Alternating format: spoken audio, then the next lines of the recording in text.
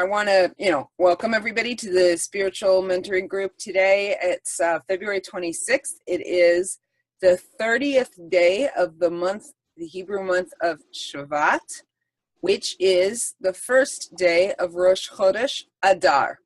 So what happens during the month of Adar? You're happy. Happy because Purim. That's right. So that's why I decided to wear, I don't know if you can tell because the coloring is a little odd, but I'm wearing fuchsia today. I never wear fuchsia, but I'm wearing fuchsia today because it is a day of joy. It is Rosh Chodesh. It is the month of Adar. And we say that when the month of Adar enters, our joy increases. And so in Jewish communities and in Israel, the next 2 weeks are full of parties and all kinds of celebrations in remembrance of the salvation that God brought to the Jewish people during the time of Queen Esther. Are there 2 months of Adar? Not this year. I think last year we had 2. So this year we only have 1 Adar. My son was born during the second Adar. So we tease him that he's only just a little over 2 years old now. Well, actually, it's funny that you say that because unlike when you add a 29th day to the month of February, in the Jewish calendar, the second Adar is actually the permanent Adar, and the first Adar is where we add a month. So, okay. Yeah, so Purim is always in second Adar. And my daughter, who was born, her birthday is actually the 30th of Shvat. So it's Rosh Chodesh. It would be Rosh Chodesh Adar 1, except it's the 30th of Shvat, so it doesn't matter. But the second Adar is the permanent one, and when we add a month, it's added in front. That's why whenever we have a leap year, I guess it would push it everything a month anyway.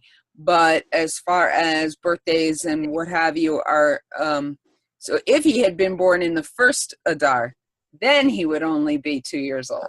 Okay. But if he's born in the second Adar, he's 16. All right. Sorry. He'll be happy to know that. Okay. All right. Well, at least you'll stop saying he's 2 years old, right? Yes. Yeah. That was something that I didn't know, but it's the first Adar is what's added, and so all of the holidays and everything are part of the second Adar. I don't think it really makes that big of a difference, but anyway. All right, so this coming week, because when you're teaching a class on Sunday, and the class is one where you go over the Parsha as part of the class, so it can be a little awkward and confusing because I'm going to be talking about this upcoming Parsha, but yesterday was the previous Parsha. And so getting into the mindset of the next week, it usually takes a few days, right? So yesterday in Shul, we read Mishpatim. Today, this coming Shabbat, we will be reading Teruma. All right, so this week's Parsha is Teruma. And it is entirely, 100% entirely about the building of the Mishkan, or the temple. All right, the Haftorah is from 1 Kings chapter 5 and 6, and it echoes the Parsha. It is entirely about King Solomon building the first temple. So many people, if asked why the temple was built, will tell you that it was so that the children of Israel could offer sacrifices to God for their sins, right? I mean, that's part of the main argument that Christianity makes, that since we have no temple, we have no forgiveness of sin, and therefore we cannot go to heaven after we die. So that's part of the main argument that Christianity makes, that since we have no temple, we have no forgiveness of sin, and therefore we can't go to heaven after we die, and that's why we need Jesus. But besides the fact that they've got so much about how God deals with sin and what hell is wrong, they've also got the whole point of the tabernacle and then later the temples wrong. What does it say at the beginning of this week's Parsha as to why we were commanded to build the tabernacle, the Mishkan? It says in Shemot, which is Exodus chapter 25, verse 8, and they shall build me a sanctuary, and I will dwell in their midst. The whole point of the creation of the tabernacle and then eventually the temple, even though sacrifices were offered there, that was not the main point of the tabernacle. That was not the main point of the temple. The main point was to facilitate a relationship with God. It was about proximity. It was about creating something that would draw God's presence down, that he would be able to dwell, to be close to us, and we would be able to get close to him. And in fact, the Hebrew word for sacrifice, korban, comes from the word kiruv, which means to draw close.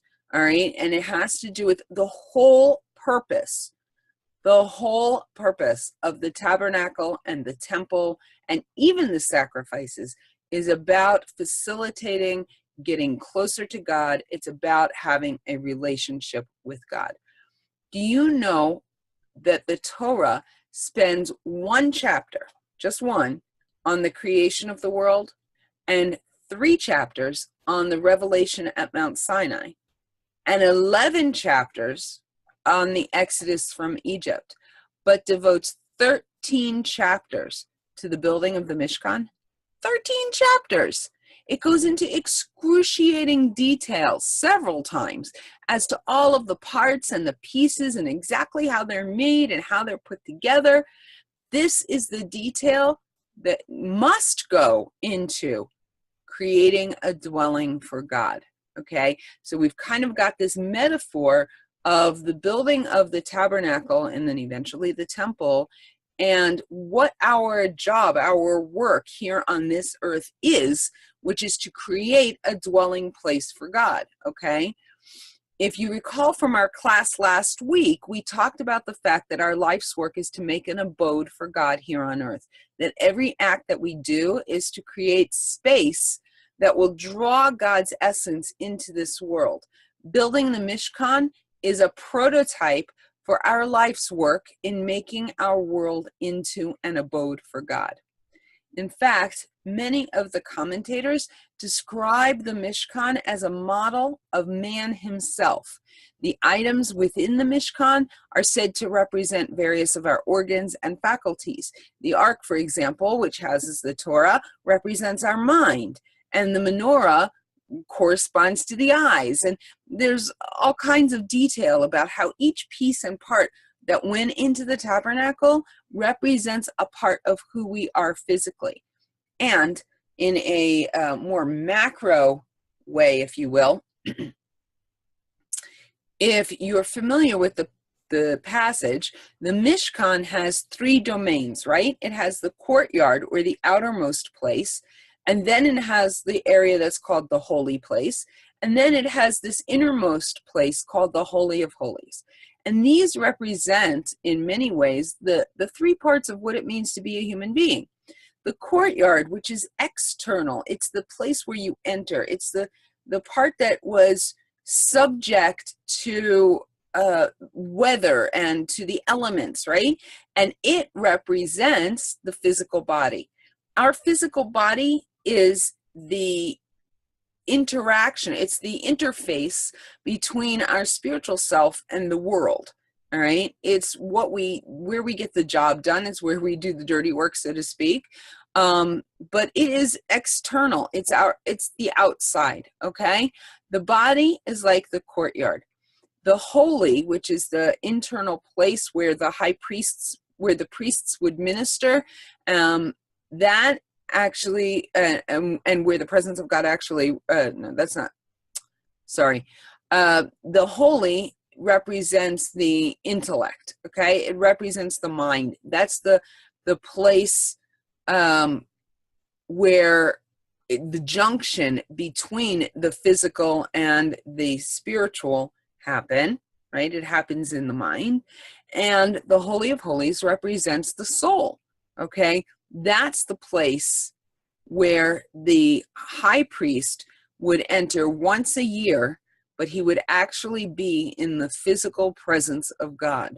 All right, it's here within the heart, within where the soul resides. When we learn to transcend the material world, that we meet face to face with God. So what is the point of the outer courtyard? That was where the main altar was, and that was where the daily sacrifices were offered.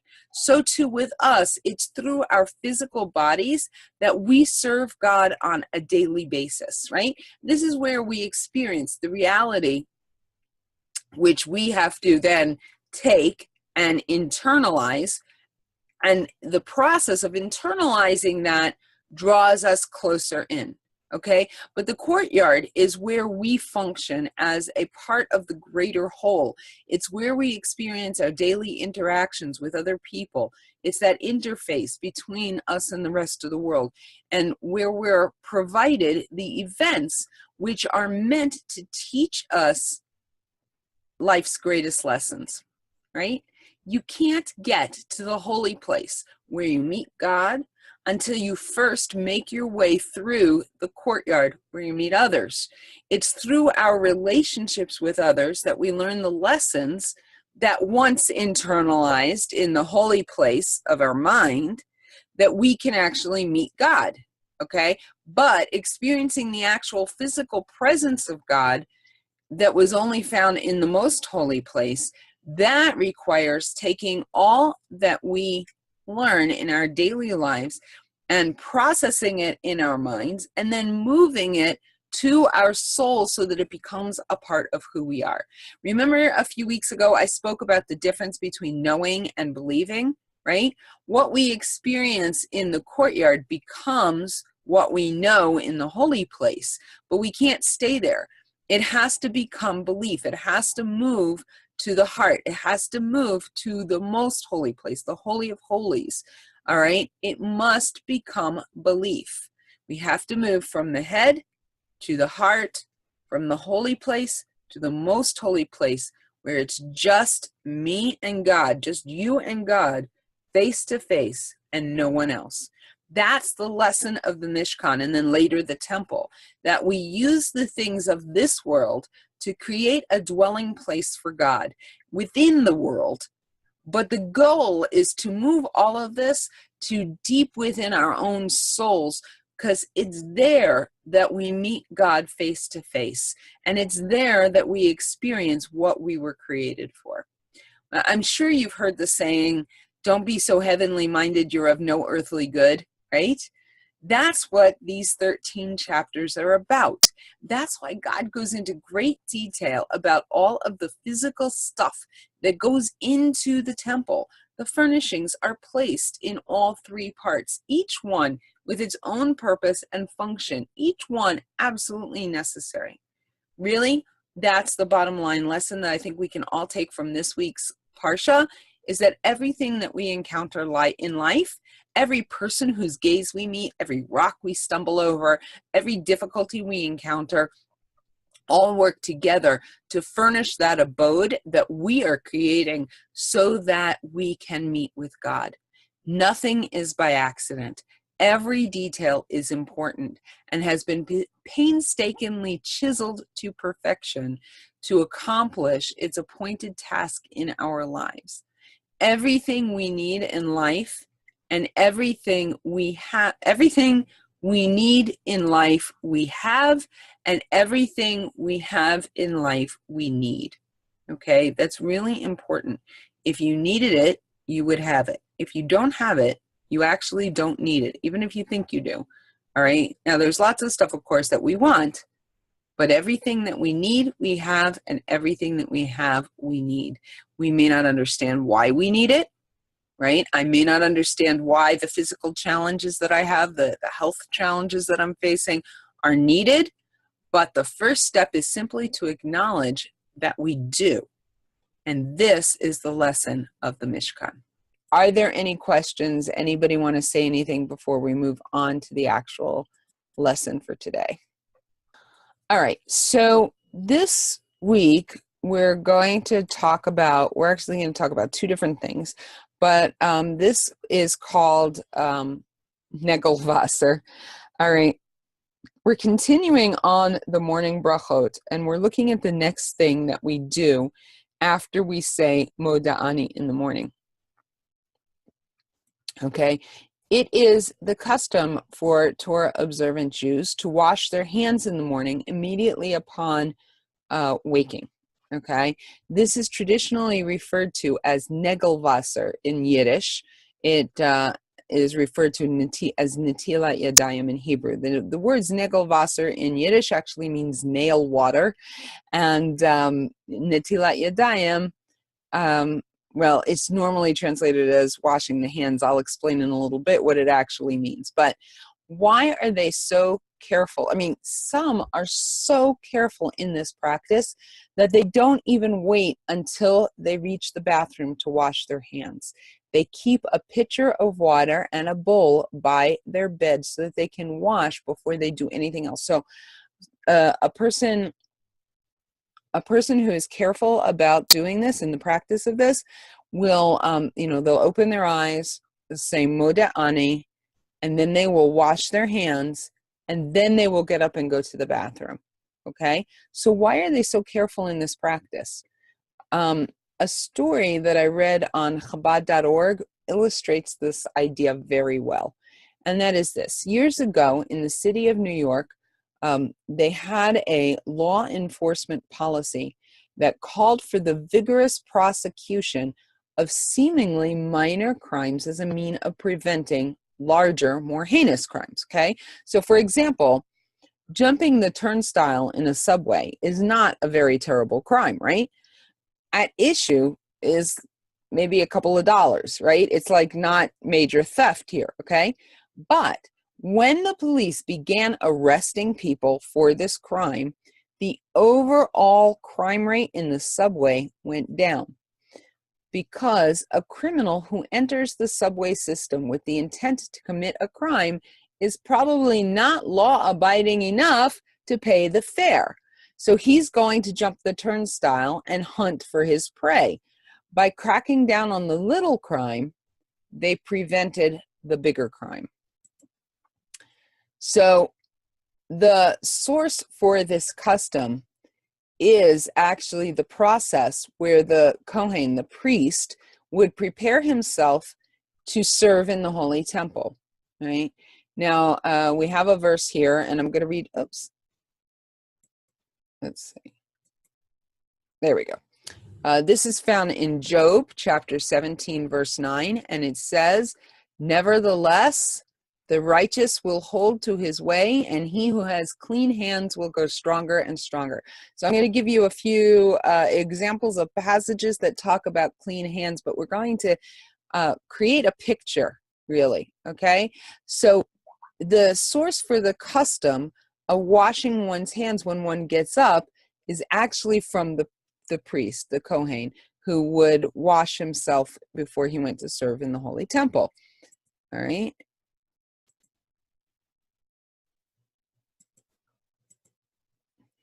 Rabbi Shneur Zalman of Liadi writes, "Man entrusts his soul to God at night, tired and exhausted, and God restores him, rejuvenated and refreshed, so that he can serve the Creator with all his capacity." Right? We talked a lot about that when we went over the Moda'ani. This being the purpose of man, of course, is to serve God. Therefore, we should sanctify ourselves with his holiness and wash our hands with water from a vessel before serving him and ministering to him, like the priest who would wash his hands from the basin each day before beginning his service in the Holy Temple in Jerusalem. Okay, he adds a Kabbalistic explanation. He says, our sages teach that when anyone sleeps at least half an hour or so, that's basically the guideline, his soul, we talked about this, right, that the soul begins to depart. It doesn't completely depart or you die, but it becomes less tethered to the body. And when the soul is not completely tethered to the body, there's this idea in Kabbalistic Judaism that a spirit of impurity can come and rest on his body. All right, it's not like the Christian idea of being possessed, but rather because the soul is not fully there, the body is subject to get this spirit of impurity resting on it. And so as soon as he awakes from sleep, the spirit of impurity departs from his entire body. I have no idea why they say this, but except for his hands, okay? I don't know why, don't ask me why, but that's the idea. And so since the spirit of impurity does not leave the hands, he needs to pour water on his hands in order to rid himself of this impurity. Right? So why are we so careful to do this first thing in the morning? There are many important customs to observe in daily Jewish life, but our morning routine is the turnstile through which we go in order to get to the rest of the day. If we're careful to do all of the right things in the morning and to pay our dues at the turnstile, to use the metaphor of the story from New York, we're less likely to get caught up in troubles during the rest of the day. In other words, we're setting the stage. We're getting up, we're starting with gratitude, we're thanking God, we're acknowledging Him, and then we're washing our hands, purifying ourselves, getting ready to be involved in Torah and bringing Torah into every action that we do in our daily life. Right, so it says in Shemot, Exodus chapter 30, verse 19, and Aaron and his son shall wash their hands and their feet when they come near to the altar to minister. All right, so we are imitating that action. The scriptures say that we should have clean hands. All right, now, while that may be understood literally, because it talks about, for example, in this passage, right, who may ascend to the hill of the Lord and who may stand in his holy place, he who has clean hands and a pure heart. I mean, on the one hand, it could be taken literally, but clearly this is a metaphor, all right? And it, in the Torah, and really all Jewish writings, the water is the primary catalyst for purification. You can have really two ways of purifying things, through water and through fire, okay? And water is a metaphor for Torah. So we symbolically wash our hands to prepare ourselves physically for a day of service to God, keeping in mind that it is the Torah that provides the action of purification. When we keep Torah on our hands, so to speak, in other words, when the Torah guides every act that we commit, every action we take, not only do we have clean hands, but we are able to serve God in purity. So we understand that there's both a physical command to wash our hands, as well as a need to have this metaphoric clean hands. Why? Because clean hands represent something. In the passage I quoted before, in Tehillim 24:4, clean hands are equated with honesty, a quality that God holds very high, right? And now we see that the Torah does give, or actually the Tanakh, gives us instructions to actually wash our hands, not just to be physically clean, but in direct connection to touching that which is ritually impure. So this is translated into a variety of circumstances in which we must wash our hands. When we read through the biblical account of how one becomes pure and impure, and it talks about if you touch something and then it's ritually impure and it renders you ritually impure for the rest of the day or for a set period of time, always part of the becoming pure is washing. It's always, the water has to be used in the process of becoming ritually pure. All right. So today we're going to look only at one, which is the washing of our hands in the morning. Okay, upon waking, and I already touched on this, but I'm going to reiterate it. Upon waking, as soon as we realize we're conscious, we set the day in its proper perspective by starting with saying the Moda'ani, right? We acknowledge that God Almighty is the one who gives us the consciousness that we possess and the power that we have to create in our world. Then immediately on, immediately upon arising, we then wash our hands. This is so important that those who, as I said, are very careful actually keep a pitcher of water and a bowl by their bed so that they can wash before even getting off the bed. All right? Washing our hands in the morning is not just about physical purity, it's about spiritual purity. And if we're taking our day and consecrating it to the service of God, then before embarking on the day, which would be likened to approaching the altar, right? So what did the priest do before he approached the altar? He washed his hands. So we wash our hands before we eat, before we approach, before we do anything that would be service to God, which is why people will wash before they even get out of bed, because even, walking across the room in many regards could be considered part of our service to God. So they do it before they do anything else. But we don't just do it in the normal way, like under a faucet. We do it in a special way with a cup. Why a cup? Why a ritual way? Why not just regular washing? Well, I don't know about you, but I tend to wash my hands out of habit, right? I would never think of leaving the bathroom without washing. It's so automatic that if something distracts me and I start to leave the bathroom without washing, my hands actually don't feel right. I immediately realize I didn't wash my hands and I return to the sink to wash my hands. It's almost like my hands scream out to me, hey, you forgot to wash me, get back there. I mean, literally, like I just know that I didn't wash my hands. I know it's not automatic for everybody. I'm probably a little weird, but it is automatic for me. It's pretty easy to turn washing your hands after going to the bathroom into a habit, right? But to actually consciously take a pitcher or a cup, right? If there is no pitcher, and to fill it and to pour it in a special way that's not automatic, that is intentional. All right. Washing your hands because of germs, that we get used to doing it like totally out of rote, right? That's habit.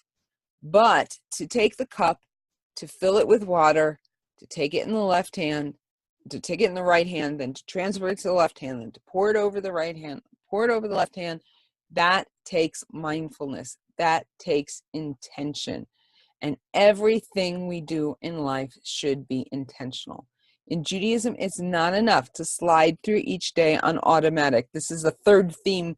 Well, actually, I mentioned two. It's the second theme that you will hear me say over and over and over and over again, right? It's that a Jew is supposed to be characterized by compassion, and we are supposed to have intention. We're supposed to turn on our brain, right? Because it's not enough to just slide through each day on automatic. We were created to function on a much higher plane of existence than that. Judaism demands of us that we live each day, each moment intentionally and purposefully. Why? Because we don't just exist to exist. We tend to forget that. We tend to forget our real selves, the spiritual selves, in the day-to-day existence, right? And from day to day, and Judaism with all its rituals. Why do we have all these rituals in Judaism? Because it's an attempt to bring us back to reality, to keep us on track, to remind us that we have something greater than just existence in the animal plane, right? There's something more to us than just that animal soul. And it's very easy for us to be lulled into a sense of complacency and to think that we're just physical, living only in this world.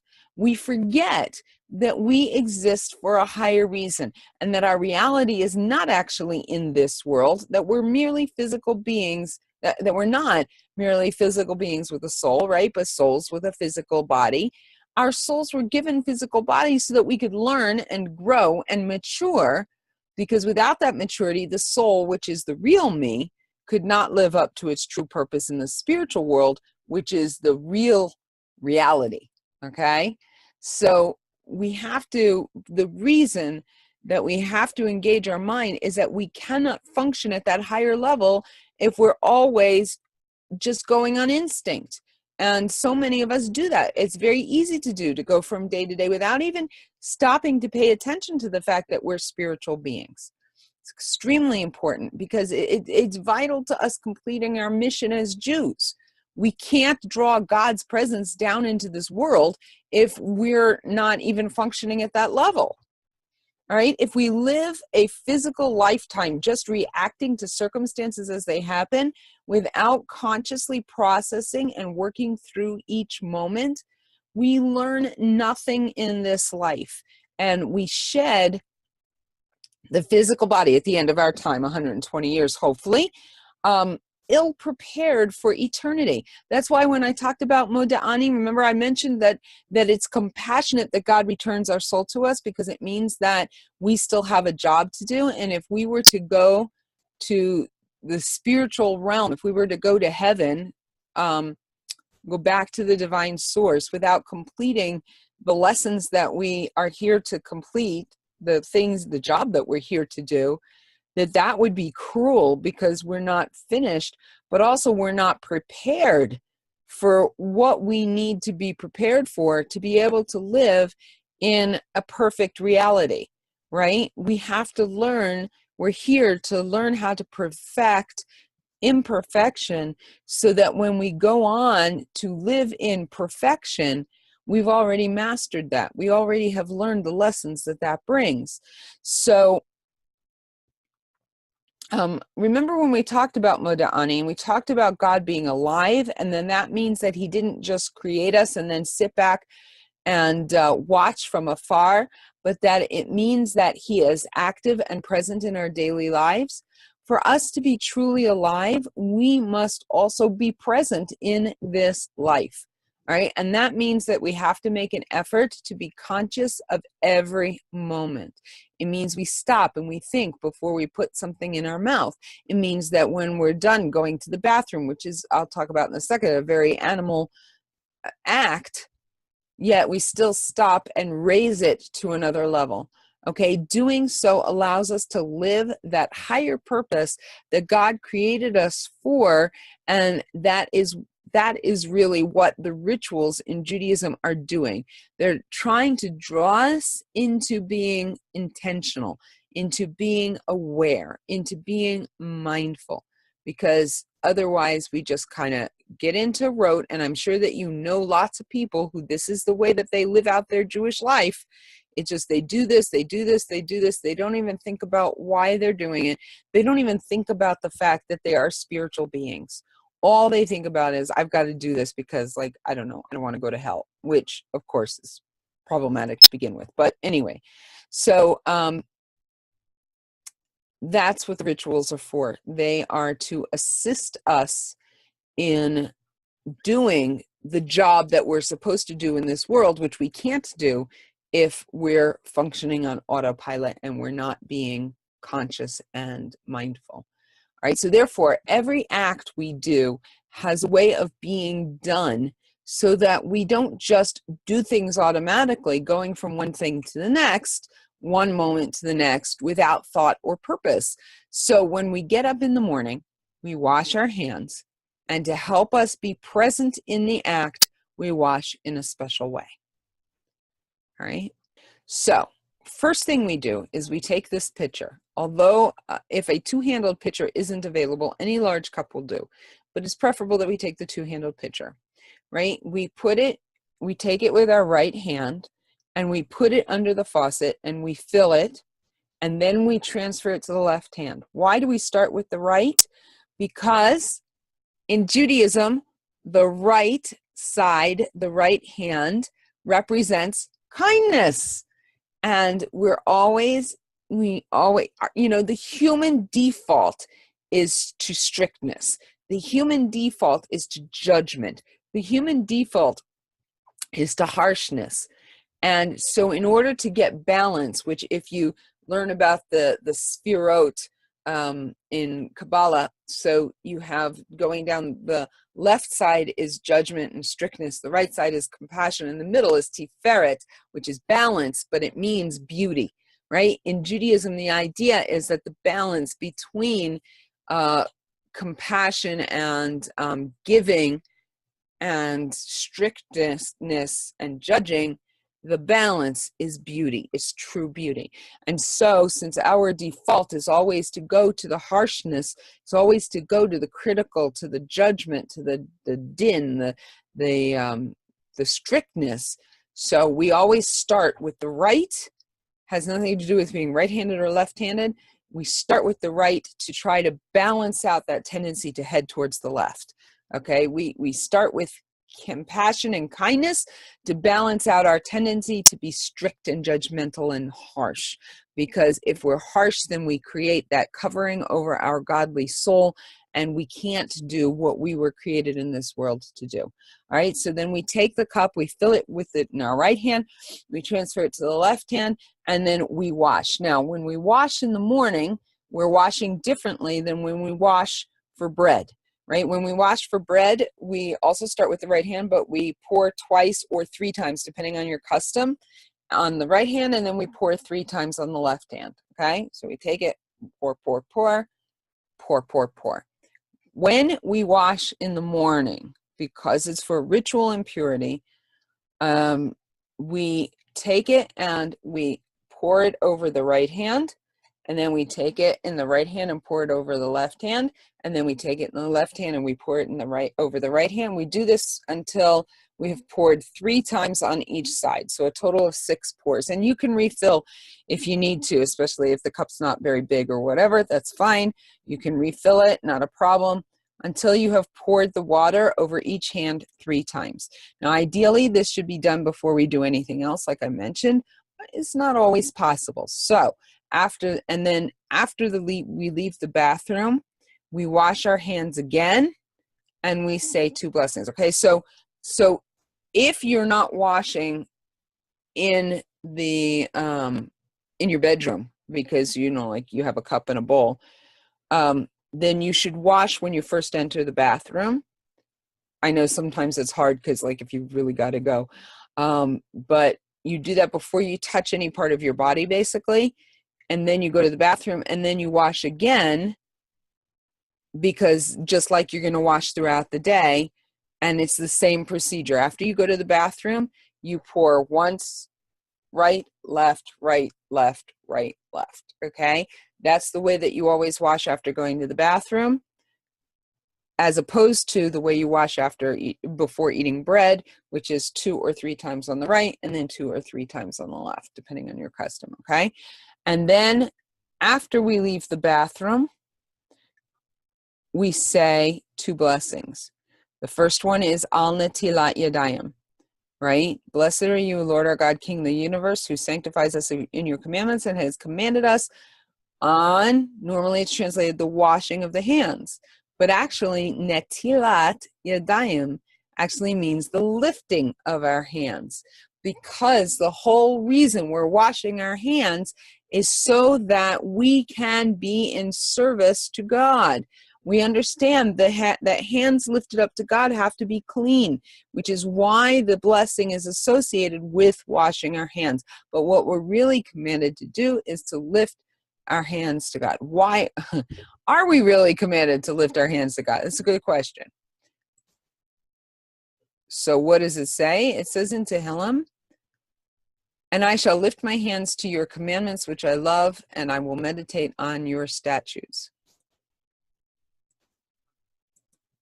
Okay, and here in Eicha, it says, arise, cry aloud in the night, at the beginning of the night watches, pour out your heart like water before the presence of the Lord, lift up your hands to him for the life of your little ones who are faint because of the hunger at the head of every street. Now, it's interesting that here in the book of Eicha, which is Lamentations, the reader is exhorted to lift up their hands to God, okay? The prayer which we recite after washing our hands, Al Netilat Yadayim, means to lift our hands to God. Even though we translate it as washing our hands, that's not what it means. So we are literally commanded to lift our hands to God. Now, let me ask you a question. When you think of lifting your hands to God, what do you think of? What picture comes to mind? See, I have two separate pictures in my head when I think of a person lifting their hands to God.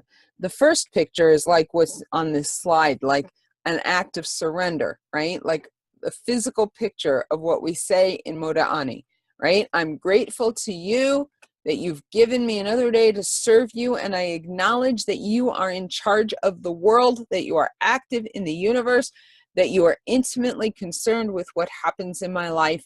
And I know that everything you give me this day, I need in order to become the person that I am supposed to become. Okay, that's the first picture, this idea of an act of surrender.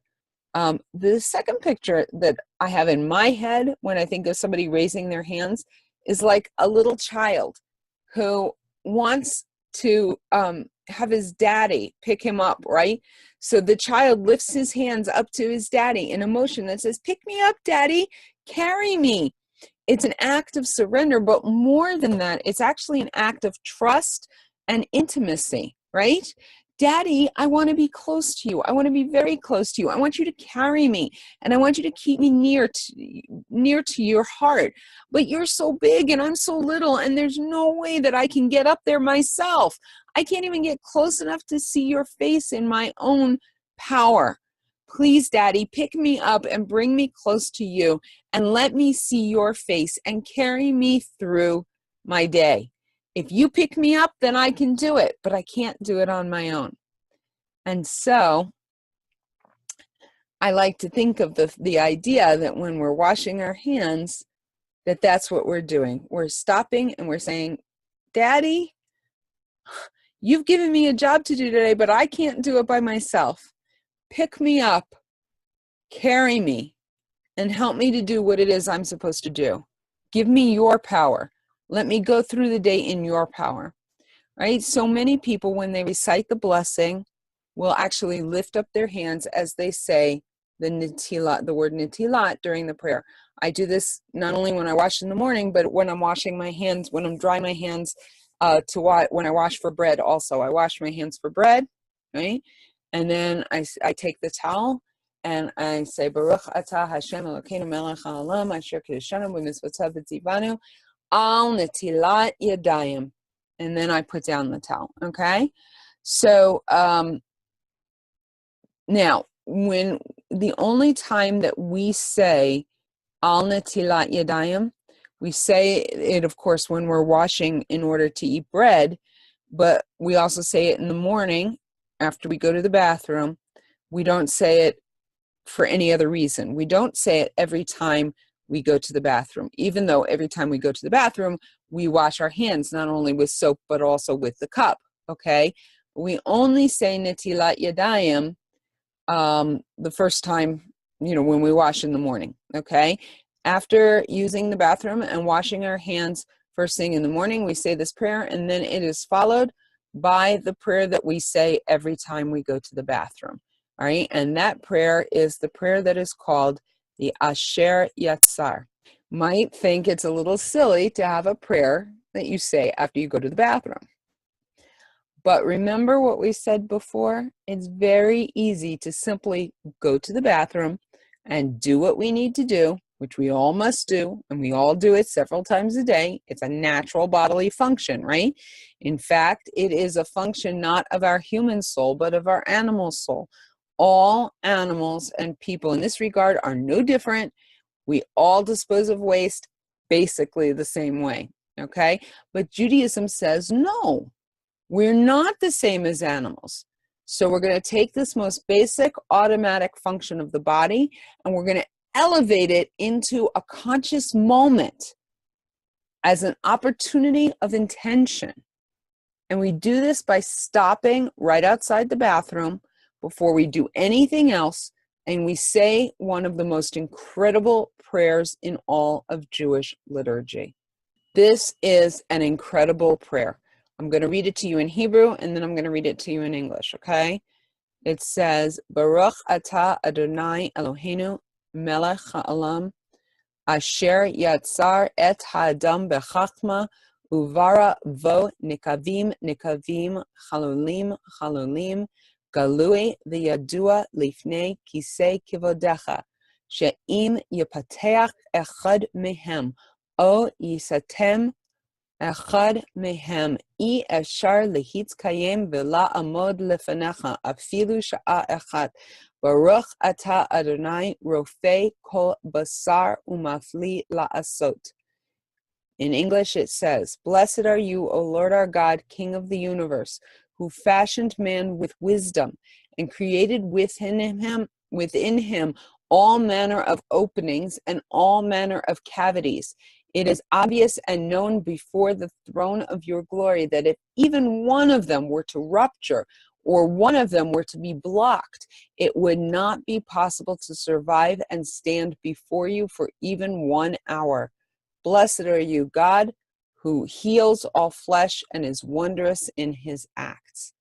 That is such an incredible prayer, remarking at the handiwork of God, the functions of the human body being one of the best proofs of God's existence that we actually have. And Judaism says, hey, wait a minute. Do you realize what just happened here? You did something that you do several times a day, hundreds of thousands of times in your lifetime. It's such a common thing that you don't even think twice about it. But if anything about the process were to go wrong, you would die, and probably quickly, right? The fact that everything worked the way it was supposed to is something to be immensely grateful for. So we need to stop and think about that. We need to stop and thank God for the fact that he created us in such a way that more things don't go wrong. All right. Now, I have the prayer memorized at this point, but I still, to this day, have a copy of it printed out and pasted up on the wall opposite the door to my bathroom, so that as soon as I come out of the bathroom, I and everybody else has this physical reminder that that's there, that we can say it. And I have it with I have it posted on the wall so that anybody who needs it can read it. You can read it in English. You don't have to read it in Hebrew. I have it memorized in Hebrew, but you don't have to. You can say it in English. But to just stop for just a minute and to acknowledge the fact that when you went to the bathroom, something amazing happened. Everything worked together the way it was supposed to work, and you are alive. And to take that moment and to elevate this base animal act that's a product of our animal soul, and to elevate it not only to the human level, but when we make a bracha, what do? We elevate it to that spiritual soul, right? That brings us up another level. And it allows us to be conscious of the fact and to communicate with God and to connect with the divine source, so that we're releasing that spark into the world and we're drawing God's presence into the world. It says in Tehillim 139, verse 14, I will give thanks to you, for I am fearfully and wonderfully made. Wonderful are your works, and my soul knows it well. My body may not always remember, but my soul knows, right? And so in the act of acknowledging the fact that God made us in an incredibly intricate way, and thanking God for allowing everything to work the way it's supposed to, we are connecting with our soul to the divine source. So we take just a moment, we stop and we think about the amazing handiwork of God and the fact that he created our bodies the way that we did. And like I said, in my home, I have a copy of it hanging on the wall outside of the bathroom to help people remember to stop and say this prayer and to thank God that everything is working the way it's supposed to, that he didn't make us like the animals who do their things and move on without even giving it another thought.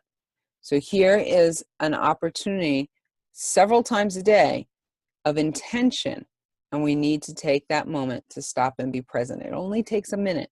It really only takes a minute. But what an incredible minute that is, that we stop and we can connect with the divine source and elevate even one of the most basest of animal acts. Okay? So I'm going to stop screen sharing once I figure out how to do that. There we go.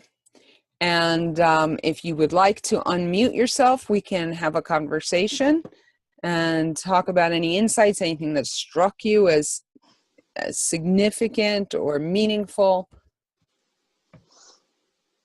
Yeah. I had two things I wanted to say. I wanted to make a comment. I started saying the Asher Yatzar prayer recently when I was in the hospital.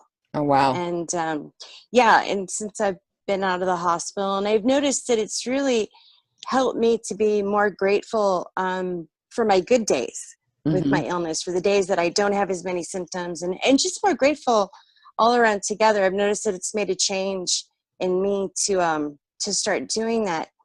I had a question about, I know there's rules depending on what kind of bathroom you have, like whether you can say the prayer inside or outside of your bathroom. So generally speaking, it's interesting. Nowadays, because the waste product leaves the bathroom, right? Unless you have a composting toilet or some kind of a system that reuses. Well, I mean, there are some people who are trying to be more environmentally responsible, and so they don't or they want to be off grid, and so they're not using, they're using composting toilets and stuff like that.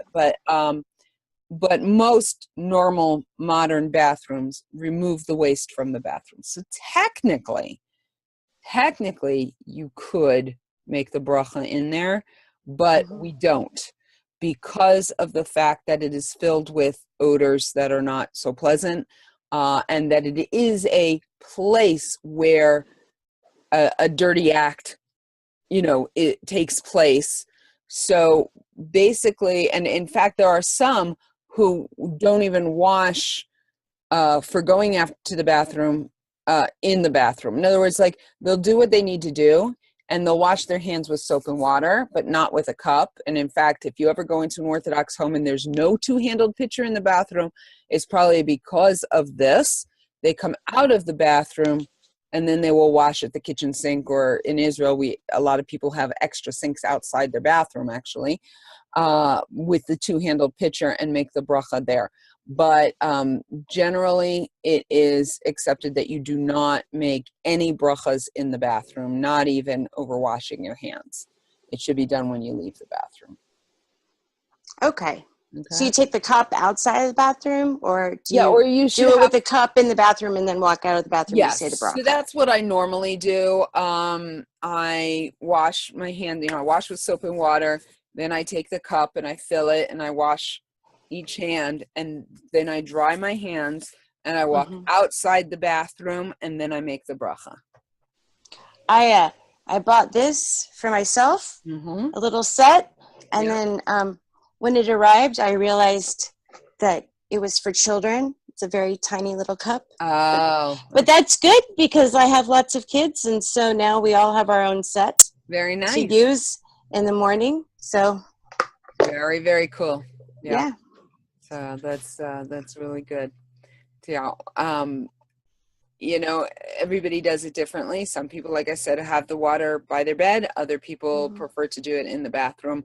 But they'll go and then they'll wash, then they'll go to the bathroom, and then they'll wash again. So they're really like washing basically 3 times, because they're washing first with the pitcher, then they're going to the bathroom, then they're washing with soap and water, then they're washing with the pitcher again, and leaving and making the bracha. Of course, that probably means they need to use more moisturizer. But, I don't know about you, but like in the winter, my hands are so terribly dry. It's really bad. Yes. I look like, if you looked at my hand, you'd think I was an 80-year-old woman. I mean, like, it's very dry. Okay. Does anybody else have any other questions? Penina, can you hear me? Yes, I hear you. When do you say that blessing? Every time after you use the restroom, or just once in the morning? No, every time. Okay. Not the Al Netilat Yadayim that you only make in the morning, right. But the Asher Yatzar every time you go to the bathroom, which is why it's easy to memorize. Because, you know, if you're saying it 5 or 6 times a day, it doesn't take that long to learn it. But yeah, every time we go to the bathroom, we say it. And like I said, it only takes about a minute. It's really not that long, but it is an opportunity to have intention, to be mindful. And it's incredibly powerful. I find that it really changes my perspective on so many things. Okay, any other questions?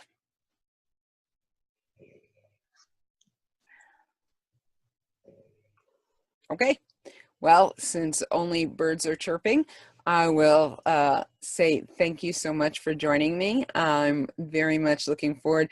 Next week, we're going to talk about Purim. All right, because the Sunday after is Purim. I'm still trying to decide, since it's late at night, I may go ahead and hold class at the regular times. I was thinking about maybe pre-recording something for you.